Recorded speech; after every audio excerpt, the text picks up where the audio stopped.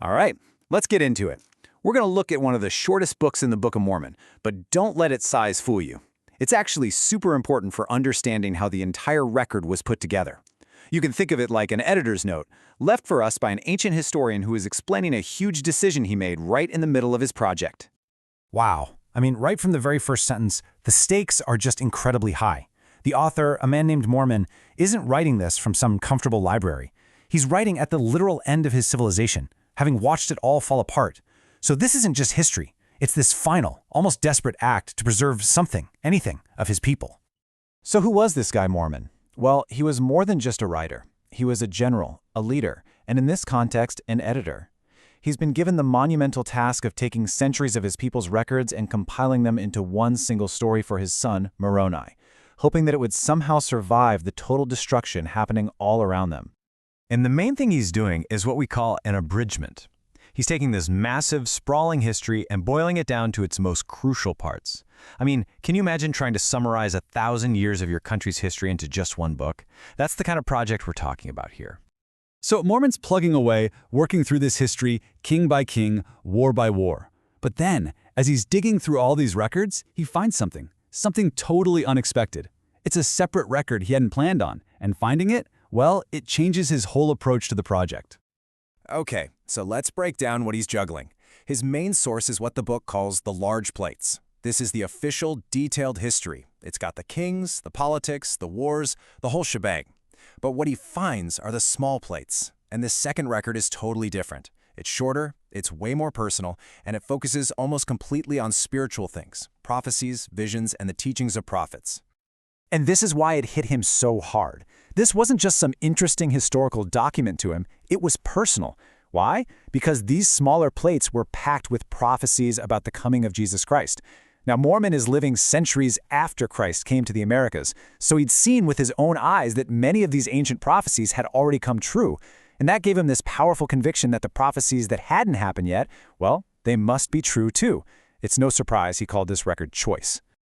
So this puts Mormon in a tough spot, right? It's a classic editor's dilemma. He's already condensed hundreds of years of history. He has a perfectly good narrative flow going. Now what does he do with this other, deeply spiritual record? Does he just set it aside? Does he try to weave parts of it in? What's the right move? And that really is the million-dollar question. He already had a complete story. So why would he stop everything and decide to include this entirely separate book right in the middle of his work? From an editing standpoint, it seems like a really strange choice. And here's his answer. It wasn't about following some editorial style guide. He says straight up that he's doing it for a wise purpose. He felt a spiritual prompting, a whispering, as he puts it, telling him this was the right thing to do. And this is just so crucial to understand. This wasn't a logistical decision. It was an act of faith. Mormon himself admits he doesn't fully get it. He says, I do not know all things, but he trusts that feeling.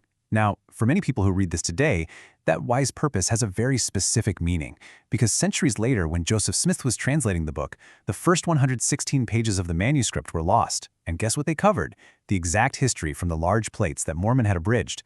So, Mormon's inspired decision to include this second parallel record is seen as the divine backup plan that preserved that early history that otherwise would have been lost forever.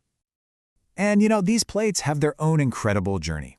It starts with a prophet named Amaleki handing them over to a righteous king, King Benjamin. King Benjamin then adds them to the official royal archives. From there, they're passed down from one record keeper to the next for generations, until, centuries later, they end up in the hands of Mormon. So after Mormon gives us this little peek behind the curtain, this editor's note, how does he get back to the story? He does it masterfully. He uses this newfound record to transition the narrative perfectly, picking up right where the small plates left off, with the reign of one of the most important figures in the entire book, King Benjamin. Mormon then gives us a quick highlight reel of King Benjamin's reign, and you see a king who was not just a politician, but a warrior and a spiritual giant. He fought off invaders, he dealt with infighting and false teachers, and he worked tirelessly, I love this phrase, with the might of his body and the faculty of his whole soul, just to bring peace to his people. So when you boil it all down, this short chapter, the Words of Mormon, is the structural glue holding the whole book together. It's the moment the editor pulls back the curtain, talks right to us, and explains this massive editorial choice. He's literally stitching two very different records, a secular history of kings and a sacred history of prophets, into one powerful story. And that kind of leaves us with this final thought to chew on. Mormon wasn't just recording facts. He was crafting a history with what he believed was a divine purpose. It really makes you wonder, doesn't it? How does any author's purpose, their personal beliefs, their inspiration, how does that ultimately shape the story that we end up reading?